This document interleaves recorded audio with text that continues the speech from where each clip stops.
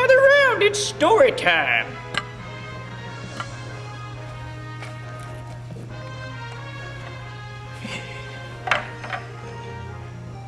What was I doing again? Oh, yeah, story time.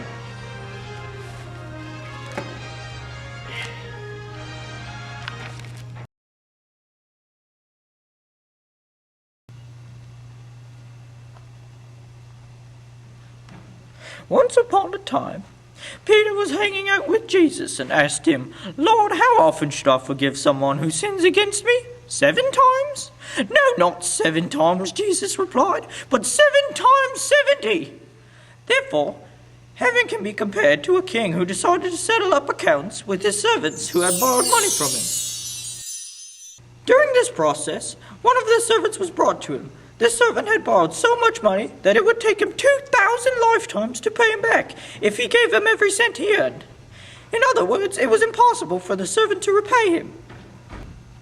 So the king decided the only way to get his money's worth would be to sell everything the servant owned, including his wife and children and himself. Even this wouldn't pay off the debt. But the servant fell down before the king and begged and pleaded that he give him more time to pay it back. The king felt sorry for the servant and decided to excuse the debt, and he released the servant from having to pay back the debt. The servant was so relieved and overjoyed with the king's grace that he danced all the way home. But on the way home, he ran into an old friend. He remembered that this friend owed him a month's rent. As things were tight right now, the man grabbed his friend by the neck and insisted that he pay up now. People on the street were shocked by how the man was acting.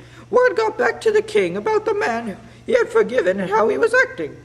The king was furious and ordered soldiers to arrest him. The man was brought before the king again, and the king asked, "Shouldn't you have had mercy on your friend as I have had mercy on you?"